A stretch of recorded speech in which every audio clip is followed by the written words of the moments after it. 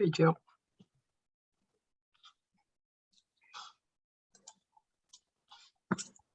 Good afternoon, and thank you so much for joining us today.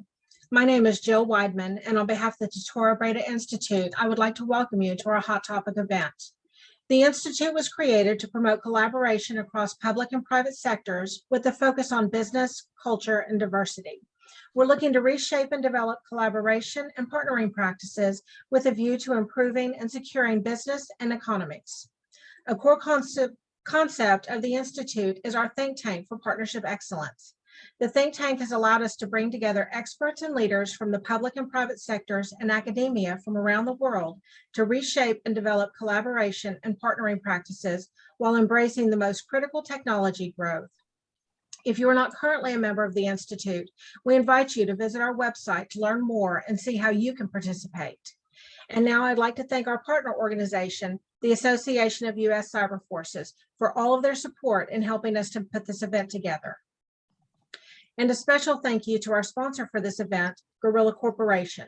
Gorilla Corporation is a leading global sales, marketing, and technology channel development company with a focus on serving the technology industry. At this time, I would like to turn it over to Matt Leidline, our moderator for this event. Matt is Managing Director at Digital Asset Redemption, a compliance-focused service provider to companies involved in cybersecurity incident response. Matt works with stakeholders to navigate the complexities of data theft, cyber extortion, and ransomware. Hey, everyone, and thank you, Jill. Thanks again to our hosts, the Tortora Breda Institute and the Association of U.S. Cyber Forces, and to Jill and Miguel for helping put this together and organizing everything. And thanks to everyone for joining us today. First, I want to introduce our topic, the rise of ransomware. And I can say for my part, especially at Digital Asset Redemption, we have had a front row seat to this. We were founded in 2018, and what we were doing at that time was serving as a weekend alternative for cybersecurity companies that needed help getting cryptocurrency so that they could help buy decryption keys for their clients who were victims of ransomware attacks. In 2018 and 2019, it was kind of a weekends only thing, and I did other stuff. And since then, it has accelerated to where it feels almost around the clock. And especially coming off of President's Day weekend, people are affected by this daily. We get to see the very end of these ransomware extortion acts. We basically make a payment and cross our fingers that the threat actors who have attacked the victims do what they say. Fortunately today, to talk about the rest of things, we have our four panelists. I'll introduce each one of them, but when I do, please give us a short summary of what you do, what your firm does, and especially as it relates to ransomware. First, we have Guillermo Christensen from Ice Miller. Thanks, Matt. Pleasure to be here with everyone. My role in this problem is, unfortunately, most of the time after the fact, after ransomware attacks have occurred.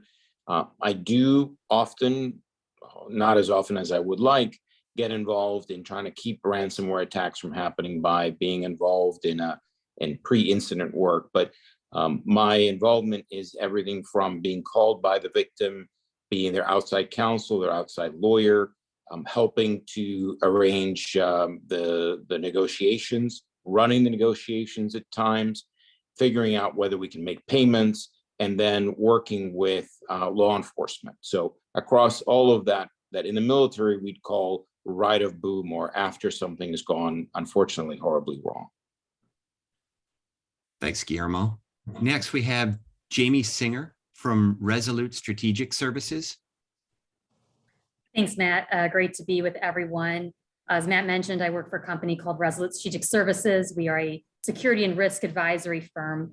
Within that, I lead our cyber strategies division, which specifically works with organizations on the strategic communications and reputation management aspects of significant cybersecurity events. So we are often engaged either by outside cyber counsel or a cyber insurance carrier to help an organization with their communications response when they're faced with ransomware issues. And not just thinking about the media, but of course they're an important stakeholder, but employees, board, customers, partners. How do you communicate with everybody with the ultimate goal of mitigating reputational risk?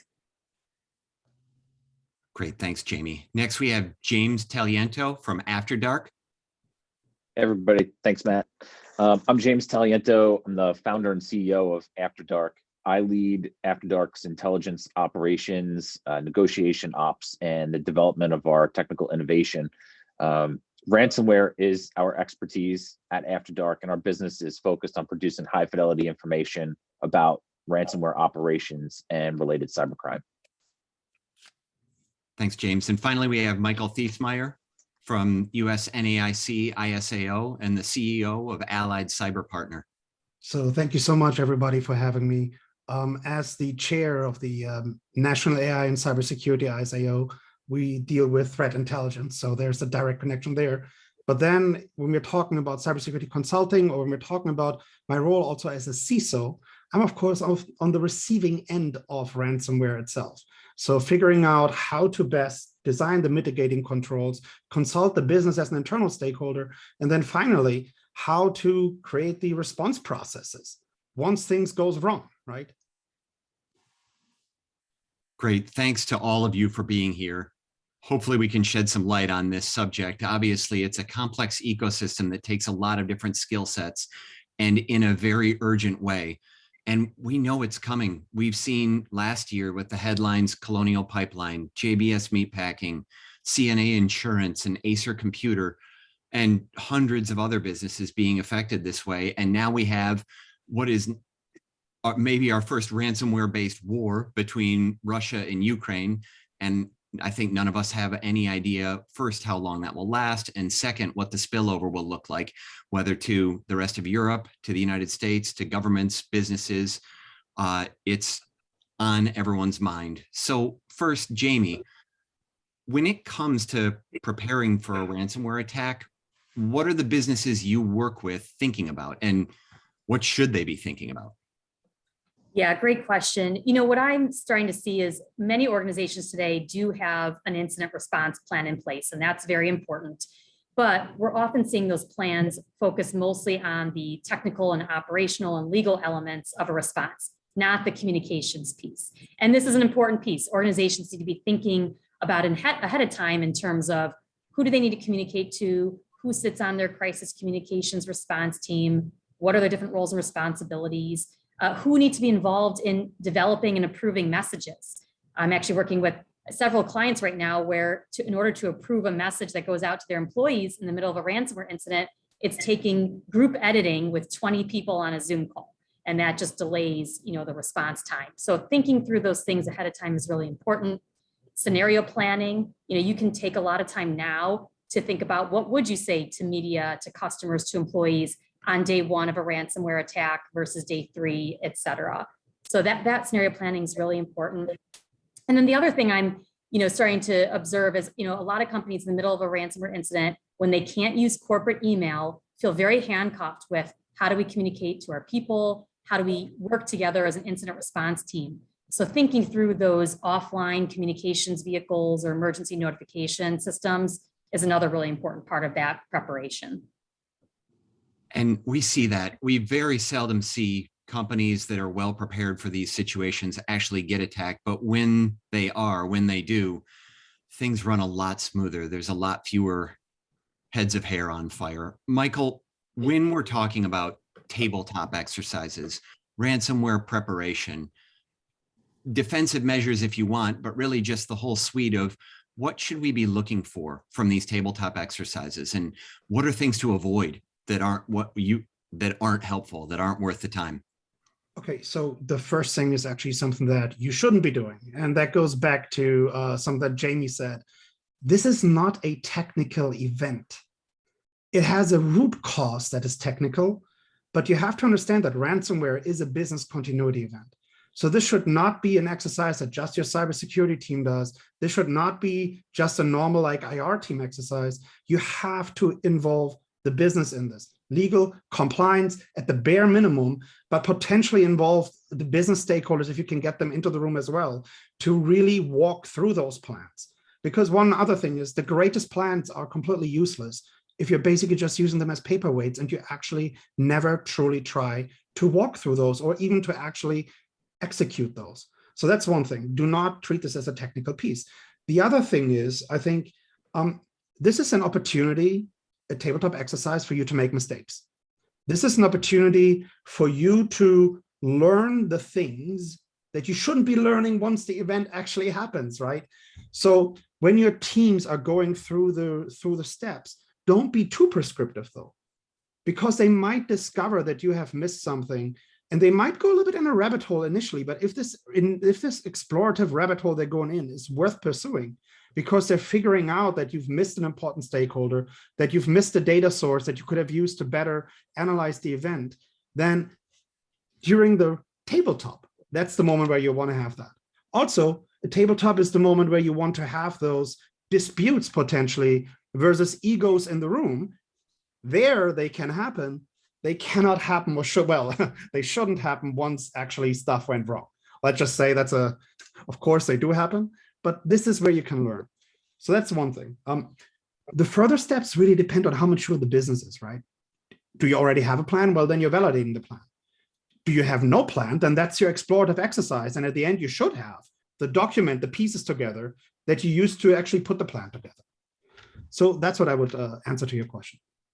That's great. And Guillermo, James, by the time these things get to you, do you witness any difference in the preparedness of these victims? Is there a silver bullet out there that helps you avoid most of the damage, or a landmine that you absolutely can't step on? Well, I would say that first, in the pre-attack phase, in the environment before something happens, whether it's the tabletops that were just discussed, which are incredibly helpful, especially decisional tabletops, not the technical ones. There's a lot of value in making sure those lessons are captured for the future. I've seen a lot of tabletops that go pretty well, but nobody ever actually implements those into the incident response plan. A year later, half of the room has moved on to a different company, and it's as if it never happened. So you do need to implement and flow that into your incident response, and then keep doing it. This is not a do once and hope for the best. This is an ongoing issue. And that's probably the thing that most distinguishes companies that bounce back quickly and those that don't. It's the former not only did the things we're going to talk about today, but built them into their circulation system so that they're doing it as an ongoing type of activity. When the event happens, when you get hit with ransomware, probably the most important thing you're going to hear any of us talk about today is capturing back as much of the initial time lost in all of the typical incidents. So the value of that 1 hour after the incident starts is much greater than, say, spending a week beforehand to do something. So think about what you're doing beforehand as you're trading time and money for a period of time when you're going to have neither, or you're going to be spending a lot of the money to try to buy that time. So those are some of the things that I look for. And when I see them, usually I'm pretty sure that we're going to get through the event with a minimum amount of damage in terms of the organization. The ransom is something else. But when you don't, it's usually going to be a painful experience for everybody involved. And James, how do these attacks happen? Are there things that we should be doing to prepare for them? How do these companies get targeted? How do the threat actors get in? Yeah, so I think the way to look at this is not necessarily how it's just happening, but why you're being targeted or what makes you a target. And it could be as simple as the industry that you're operating within, your geographic location, right? So if you're a US, UK, Australian entity, you're of course higher priority, or even in the EU, you're higher priority on that target list. And if you have access, that's another thing. Think in terms of critical infrastructure, supply chain, like we saw with Kaseya, even managed IT. If you have access into many environments, it's a force multiplier. So there's more pressure that can be applied to making it a successful ransom operation. So I think all of those things really factor in. And the other thing as well is your annual revenue. How is a victim or how is a target being evaluated. These guys don't just pull a number out of thin air and say, hey, I'm gonna charge you 10 million and that guy 500,000. They meticulously evaluate an organization, how deep within that network they are, the resiliency of their attack plan, not just your remediation or recovery plan, their level of access in that environment, their visibility into your communication, and then again, factoring in all of those meta details like your geographic location. Here in the US, we pay. We have money.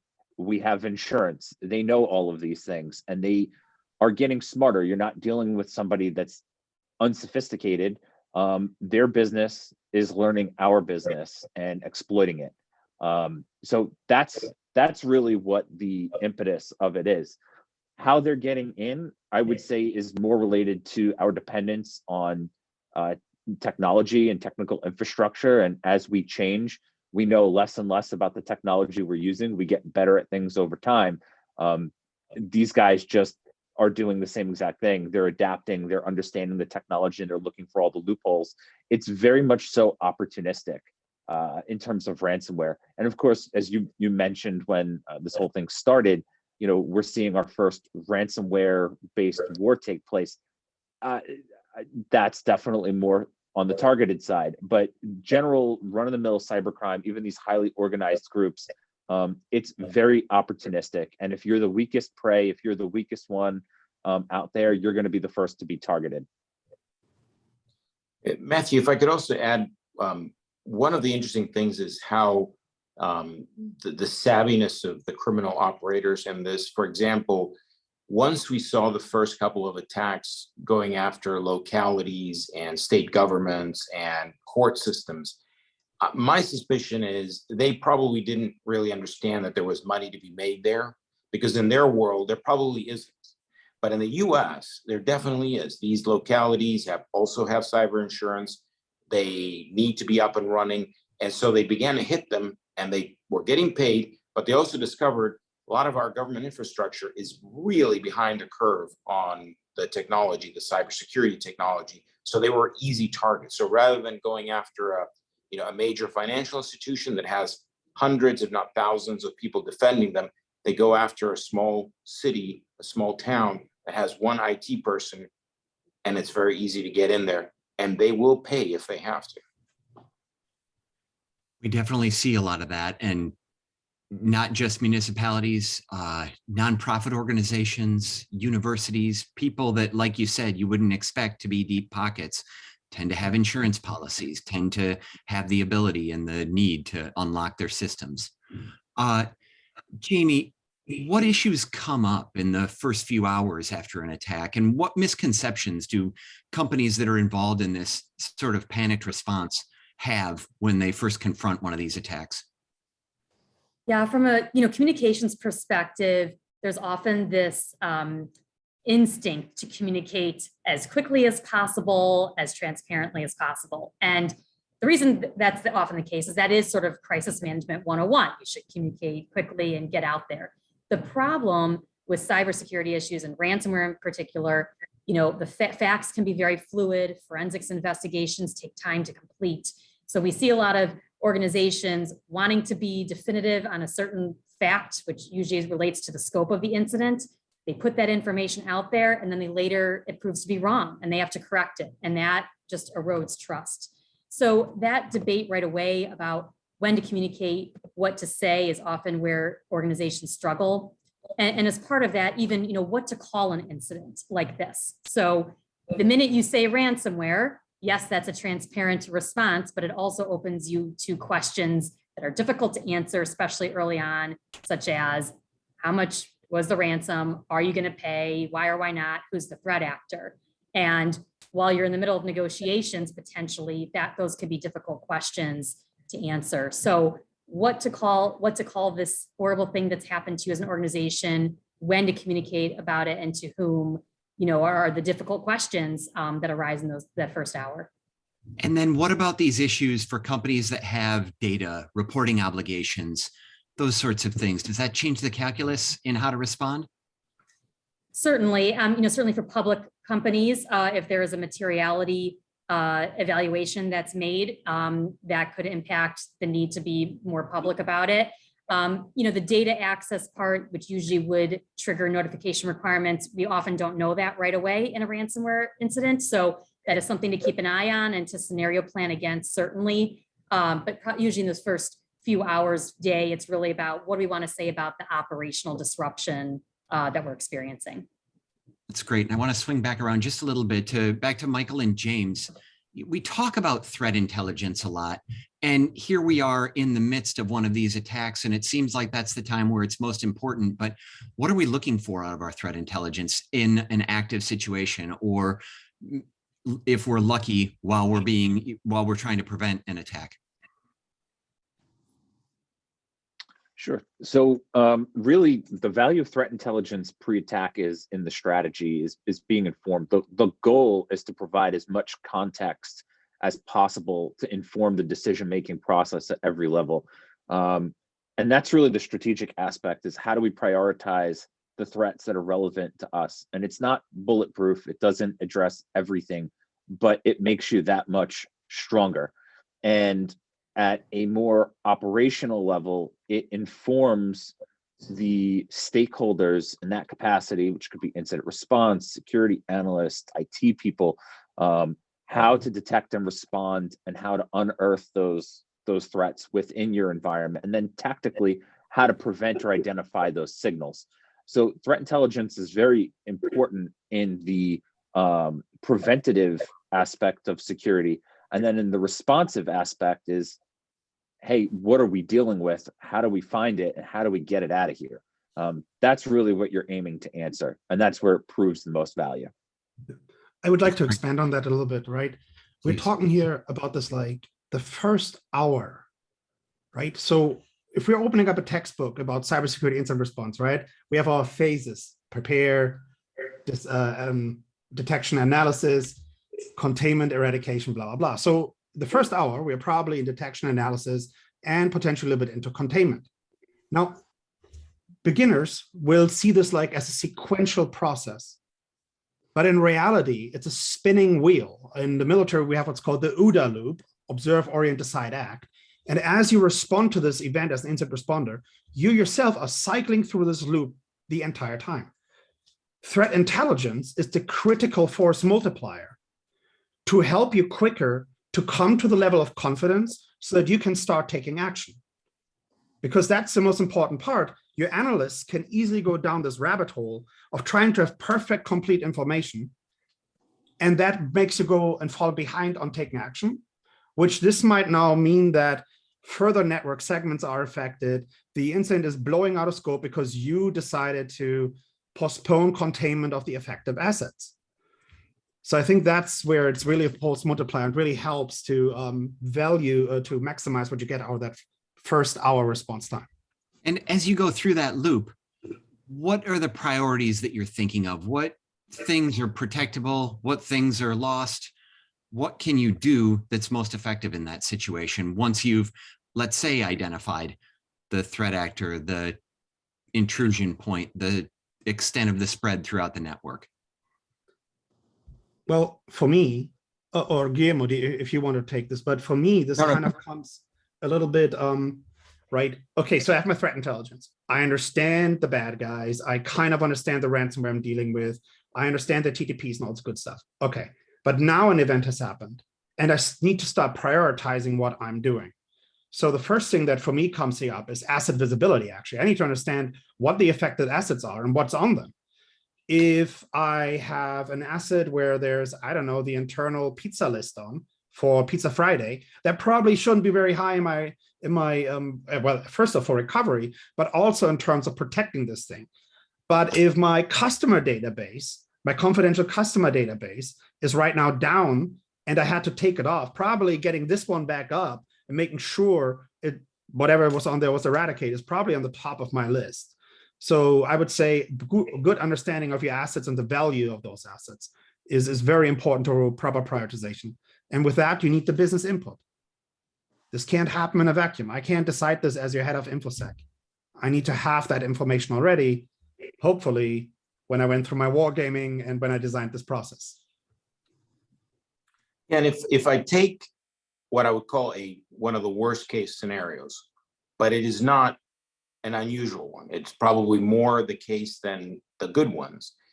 The first couple of hours, maybe even the first day, is largely an exercise by the IT team that's in that company to try to understand what happened. They may not realize at the outset that they are dealing with ransomware. They may think it's a failure, something that went wrong.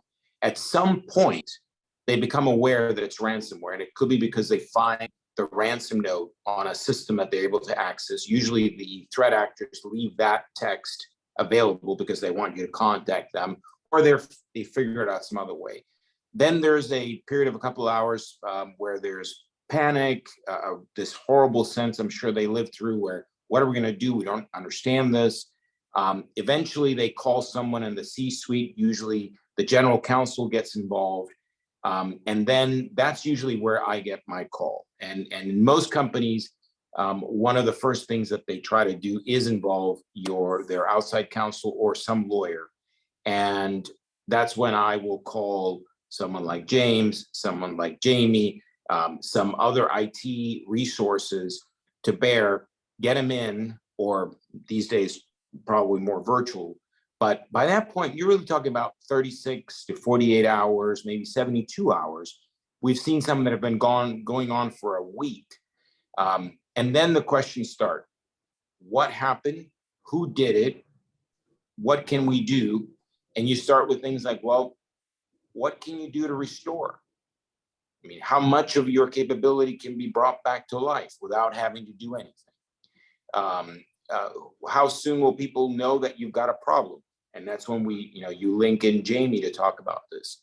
I will say that a very common failure point in all of these responses is, yes, people want to give too much information, but internally they're not talking widely enough. Too many times it's like 3 people in the company, and they are not, as Michael said, the person who knows the value of the data. So we're talking about something without really bringing in the stakeholders that matter.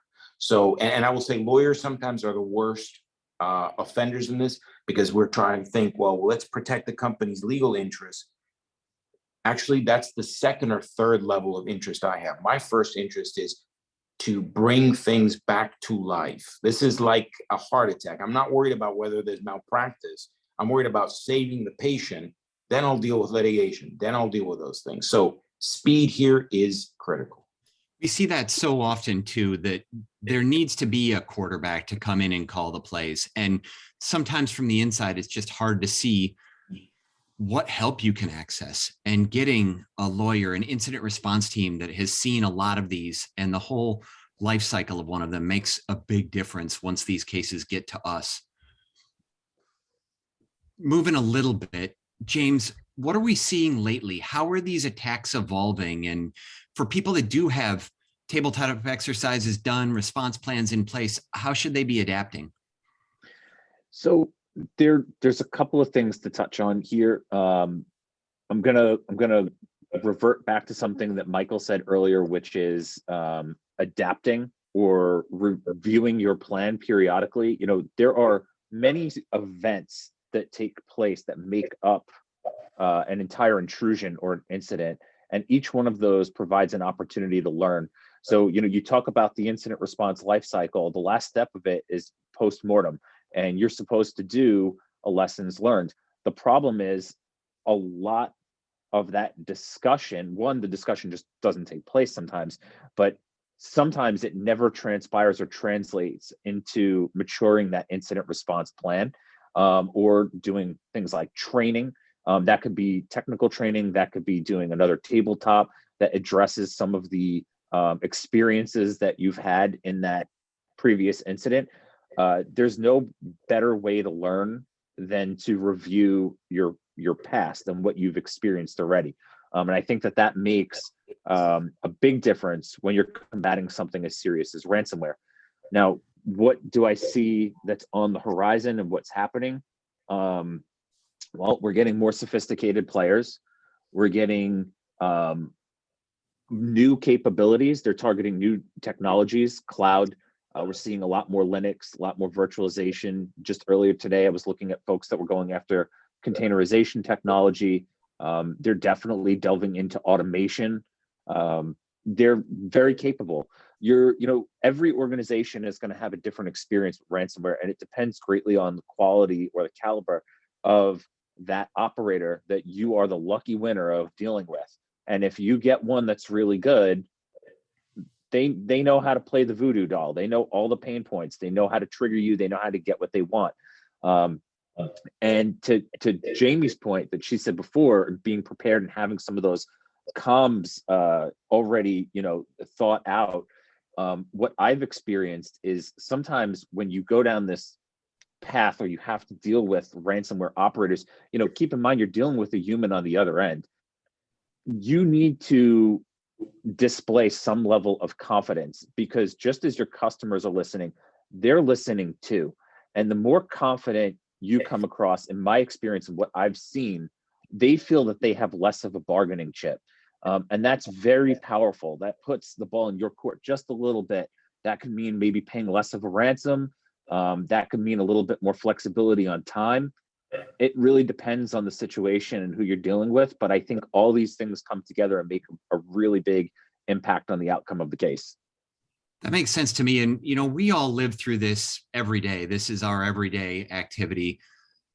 Is the taboo disappearing around this stuff? Jamie, from the outside, what factors separate a good response from a bad one nowadays, with all these companies now routinely getting victimized by ransomware attacks? Yeah, so there is certainly this, sense and degree of breach fatigue out there. These are happening so frequently. And for the most part, from an external standpoint, the cybersecurity trade media move on from these instances very quickly. Their role is to, report on these as quickly as possible and then move on. But where these ransomware issues for companies stay in the news, stay in their eyes of stakeholders, often is because they've fumbled the communications response. They didn't exercise good discipline and consistency in messaging. They weren't clear in their messaging in terms of what happened, what they're doing about it, how they're supporting impacted individuals. And the other thing that we see too is, and Guillermo mentioned this earlier, neglecting internal communications. So there's a lot of clients I've worked with where when their employees don't feel that they're being communicated with, they're the ones that are leaking information about the incident to media and to customers and other stakeholders. So this is, a misstep that I see often, where companies are not thinking about that employee communications piece, and not just what you're saying to employees, but making sure that those that interface with customers, that interface with partners and vendors, that they have a tight script essentially of what they should say about this issue. And then frankly, how to escalate questions that go beyond those talking points. So thinking through multiple stakeholders, clarity and consistency in messaging and being forward-looking is really critical. And Matthew, one thing we haven't touched on are the costs. And I think of these as life cycle costs of a ransomware event.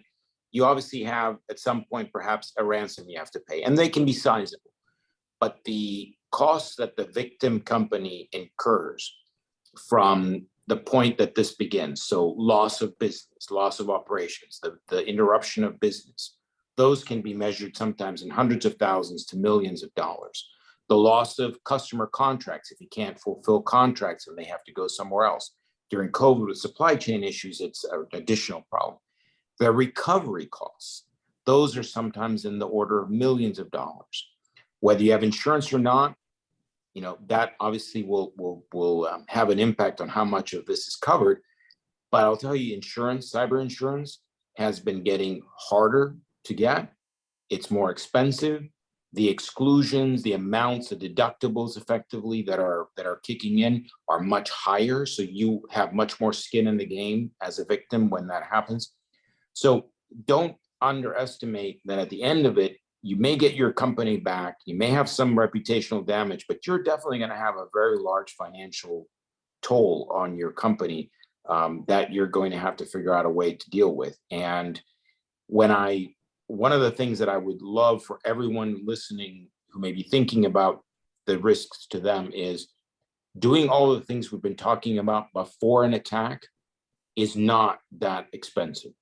Some of the simple technical solutions that James, Michael, and I would tell you you have to put in place also make sense for other things. They're not expensive, they're not terribly difficult, and they get you about 90% of the way so you don't become a victim. Doing this after the fact, totally different world. That's a good segue. We've got a question in the chat, which is exactly that. Like, for you and everyone, what kind of strategies should we recommend to small and medium enterprises who can't empty their bank account on all of the control measures that are possible?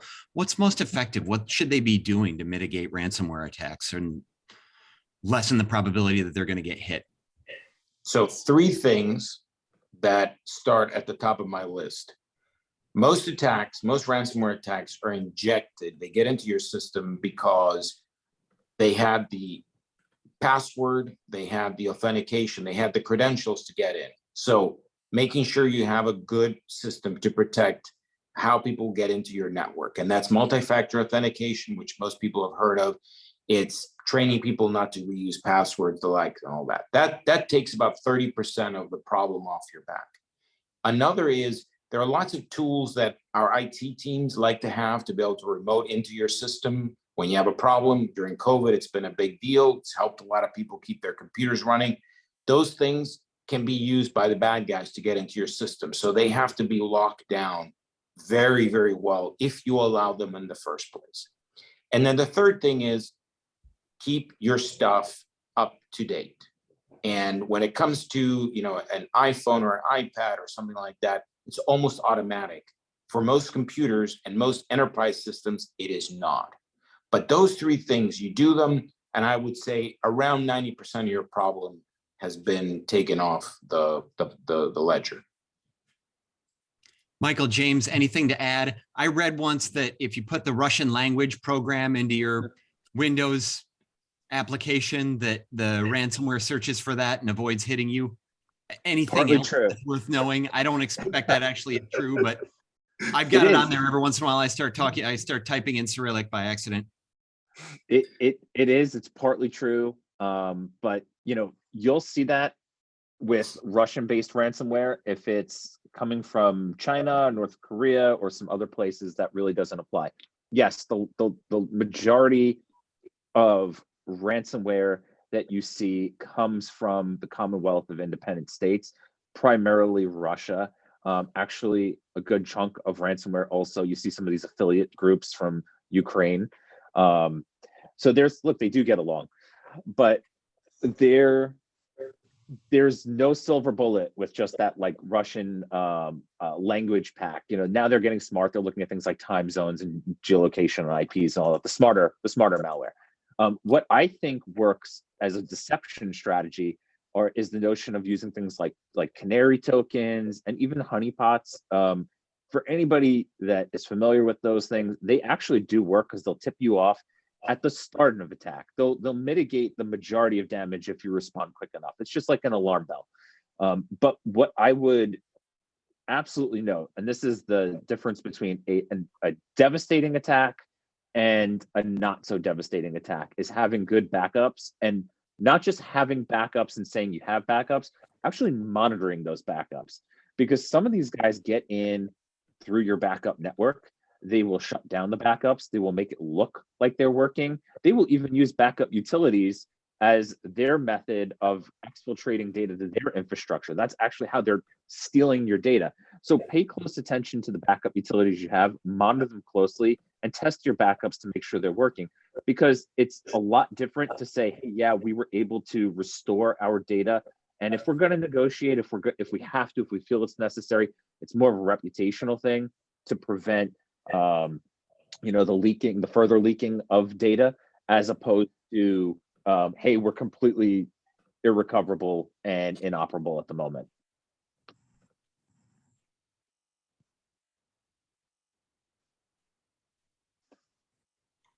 You're on mute. I see that. Michael, anything to add to that? Yeah, so you brought up the aspect of budget, right? Like a lot of organizations don't have these big budgets, but the fact is there are free solutions out there that you can use if you don't have that budget. Specifically, if we talk about asset compliance, Guillermo was talking about patching, right? When we talk about vulnerability scanners, CISA just released a suite of external application vulnerability scanners. You can use those. Then there's other programs that are open source. Yes, are they the best? Probably not, but if it's better than nothing, right? That you can run internally to scan your assets and make sure you can plug those holes that the threat actors use to get in. So don't snuff at open source, specifically if the budgets are what they are, and use them to increase your security posture. And then penetration testing. This seems like something that is the ultimate check of whether your posture is correct or not. What are good things to look for there? And how do you get a team in an SME or in a large enterprise to, help to adopt the policies and procedures, the password protection, not clicking on suspicious emails, those sorts of things? So penetration testing, by all means, is not a silver bullet. I know this. I was an offensive cyber operator, pen tester, red teamer, 12 years. I have a penetration testing practice, and I will tell you that 9 times out of 10, when we're reviewing the results of a pen test, we find the same half dozen to a dozen things in every single environment, and those things, if they were addressed, would dramatically decrease the probability of a ransomware attack or any cyber attack, for that matter. So I think it's a good attestation or validation of what you're doing. But if you know about these things, then you're just spending money for the sake of spending money. If you know there's going to be things that are going to show up on a report, it's not the right time to do a penetration test. Identify those things, address those things, then do a penetration test. That way you're getting a better return on investment, and they're looking for those cracks, the hard to find vulnerabilities and misconfigurations that are going to reward you the greatest.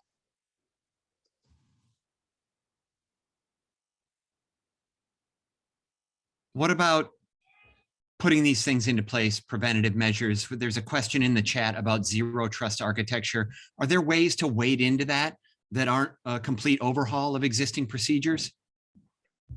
I mean, I'll address this a little bit. I am a big fan of zero trust architecture. I like the Google Beyond Trust model. I think it really works. Not everything works for every business, but I will tell you, I was making a joke earlier about being on a Chromebook. That business that, this Chromebook that I'm operating is using the zero trust model. There's 2-factor authentication. There's no data ever stored on the device. Essentially, if it was lost or stolen, it's bricked. Everything is within that Google environment, which has a lot of security wrapped around it.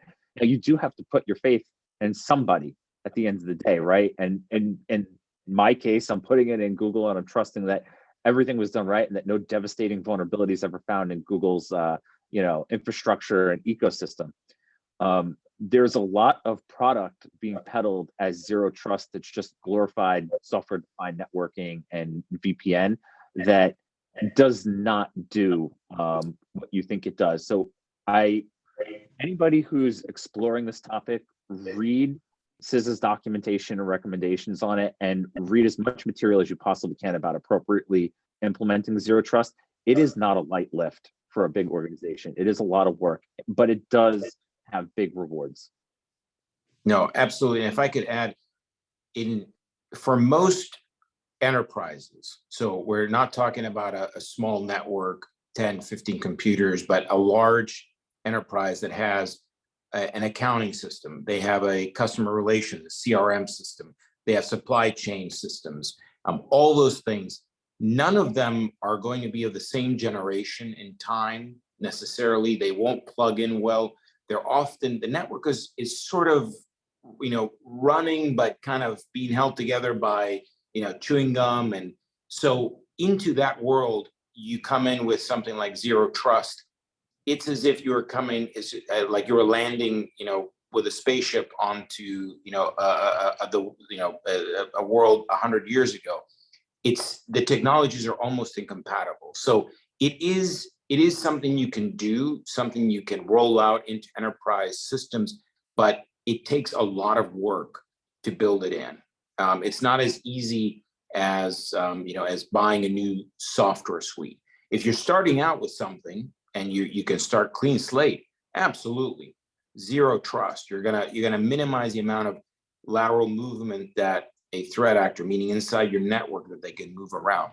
But in many organizations that we do these assessments for, their budget for doing all of this is very tight, and it's really sometimes kind of picking among the top 10 things. We can only do one, and that's where the judgment, the experience somebody like James or Michael brings in is essential, because that one thing is not that easy to pick, and you really are relying on experience maybe that they've had over 20 or 30 years.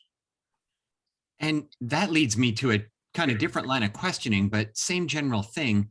CISA just put that warning shields up on their website, asking everybody to start strengthening their defenses against this stuff. Is there anything that we can do from a national government perspective, from a cooperative perspective, to help, push back the line of demarcation between us and these threat actors?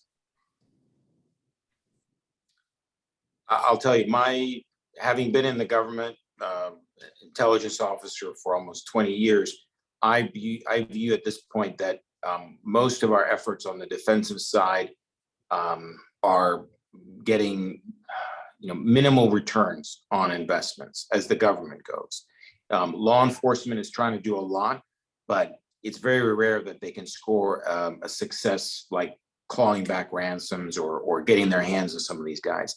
I really think it is a question of turning the tables on the bad guys, being offense oriented, not letting them basically have a free reign to do whatever they want in their safe enclaves, but making sure that their networks, we didn't touch very much on this, on the ransomware as a service model, which is basically a very, very sophisticated business. They shouldn't be operating or be able to operate basically with the protection. We should be basically knocking on their doors every day to make it hard for them to do that. So offense, I think, is the solution that we haven't yet tried as much. And Jamie, do you see any of that, companies, bonding together to form? I'm not sure what goes on from a communications perspective, from an alliance perspective. What's out there in terms of working together on this stuff instead of being targeted separately? I think there is tremendous appetite among the private sector to be more collaborative and communicative, especially among industries. I work with a number of healthcare clients, major hospital providers, that after having gone through one of these devastating ransomware attacks where their access to electronic health records is disabled for weeks, and they're trying to take care of patients in the middle of a pandemic, they would like to help fellow hospitals prepare and mitigate those risks. I think the challenge, of course, is there's, of course, legal and potential regulatory risks of having those types of open conversations. So we do need, the government's support in establishing this public-private partnership for giving private sector organizations incentives to information share, because there is still this fear, I think, of punitive damage if you open the kimono too much. And I mean, I think. Go ahead, Michael, please. I think I do have something to add to this as well, which is cyber threats, as we all know, don't stop at borders, right? So I've had a lot of conversations with our European allies. I was just recently at a defense summit in Vilnius that was attended by the former Finnish prime minister, people from Estonia, Lithuania, and also the Russian consul. And it was very interesting conversations that were happening there. But one aspect that was very much talked about was this private sector and public sector cooperation, and how this collaboration can be made better.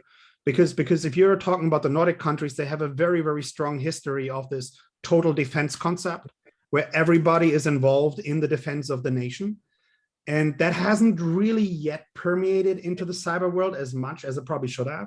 So there were a lot of conversations about how does that look like? And because there's a lot of concerns too, right? You need to have a delineation, a clear line between defense and civilian. But on the other hand, the fact is the professional defenders can't be everywhere. They must focus on critical infrastructure. And so how do we remodel this relationship because as we all see, it's not getting better. And I think what Guillermo said is one aspect of that. I think offense is absolutely something that needs to be explored. And then the other piece is how can industry better collaborate with public sector and among each other? Great. It looks like we have one more question in the chat. Michael, I think you're the one to help me with this. Can we have data that's continuously encrypted? And is that an effective defense against whether it's having your systems locked up, having data exfiltrated and held for ransom? Is that worth the effort, or is it still a vulnerability in a different way? Don't we have the saying that any security mechanism that relies on obscurity is doomed to fail from the beginning? Didn't we say something like that? I think we did. I mean, obviously, encryption is super important. I'm not going to say that that's not a part of the solution, right? Being able to encrypt at rest and transport and processing is very important. But depending on the device, this might also not all be possible when we're talking about IoT devices, when we're talking about like very small computing devices. So the other piece is you're kind of getting into this arms race, right? Like quantum computing, quantum encryption, and so on and so on and so on, as you talk about encryption itself. So at some point, somebody will be able to break that new encryption algorithm that you've created. It might not be immediately, it might be in 50 years from now, but I think you need to have this onion layer model of security, layered controls. Don't rely on just one piece, have them all work together. But that's just me. Fair enough. And maybe just a quick point on that. So if your data is encrypted when it was exfiltrated or hit by ransomware, you can make a pretty good case in many situations that you don't have to deal with data loss or compromise of data. But if your system is encrypted a second time by the ransomware and you can't access your data, well, it didn't protect you from the loss of availability, which is what you're really dealing with. So. Well, I think we've run to the end of our time, and I'm not sure we've solved everyone's problems, but hopefully we made some steps in the right direction. Guillermo, Jamie, James, Michael, thanks to all of you for your time, for the thought that went into this. And thanks again to the Tortora Breda Institute for putting this together. Everyone should feel free to reach out to me and all the panelists with further questions if they come up. And I really wish everyone luck, because this feels like an inevitability from my standpoint, but I know that it can't be true. I know that there are solutions, and I know that the people that do the work to prepare and defend are the ones that are not victimized. So thanks, everyone. Have a good night. Thank you, Matthew. Much. Thank you. Bye-bye.